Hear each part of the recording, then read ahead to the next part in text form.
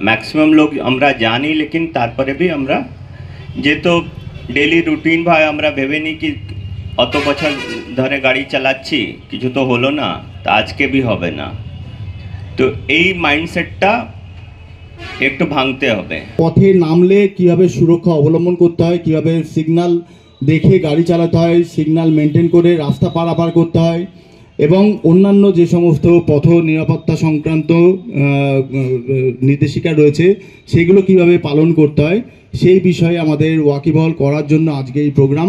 সড়ক সুরক্ষা এবং জীবন সুরক্ষায় মুর্শিদাবাদ ট্রাফিক পুলিশের বিশেষ অনুষ্ঠান হলো শুক্রবার। সপ্তাহব্যাপী চলা পথ নিরাপত্তা কর্মসূচির শেষ দিনে একত্রিত হলেন পুলিশ প্রশাসনের কর্তা ব্যক্তি, চিকিৎসক থেকে স্কুল পড়ুয়া, গাড়ির চালক, সমাজের সমস্ত স্তরের মানুষ। মুখাভিনয় থেকে তথ্যচিত্রের মাধ্যমে ট্রাফিক আইন মেনে চলার বার্তা দেওয়া হলো জনসাধারণকে। সবাই মিলে একসাথে এগিয়ে এলে আগামী দিনে যে দুর্ঘটনার হার যেটা আস্তে আস্তে কমছে এটা একদম বন্ধ করা যাবে। প্রতি বছর দেশে অসংখ্য মানুষ পথ দুর্ঘটনায় মারা যান। মূলত ট্রাফিক আইন না মানার কারণেই দুর্ঘটনার সংখ্যা বৃদ্ধি পাচ্ছে। বিপদ সম্পর্কে সচেতনতা বাড়ানো এবং পথচারীদের নিরাপদ রাখার জন্য নতুন নতুন ভাবনার আদান প্রদান করেন পুলিশ প্রশাসনিক কর্তা ব্যক্তিরা। বাইক চালানোর সময় হেলমেট ব্যবহারের আবেদন জানানো হয়।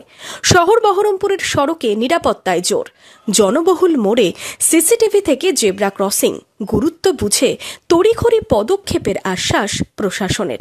সচেতনতায় কমেছে দুর্ঘটনার হার।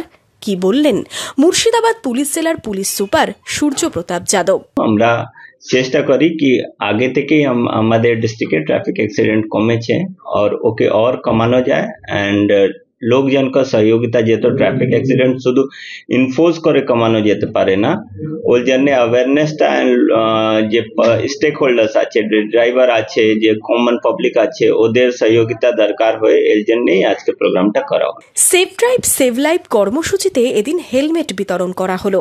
ছোটদের হাতেও হেলমেট তুলে দেওয়া হয় মুর্শিদাবাদ পুলিশের তরফে। বৃদ্ধদের কম্বল বিতরণও করা হয়।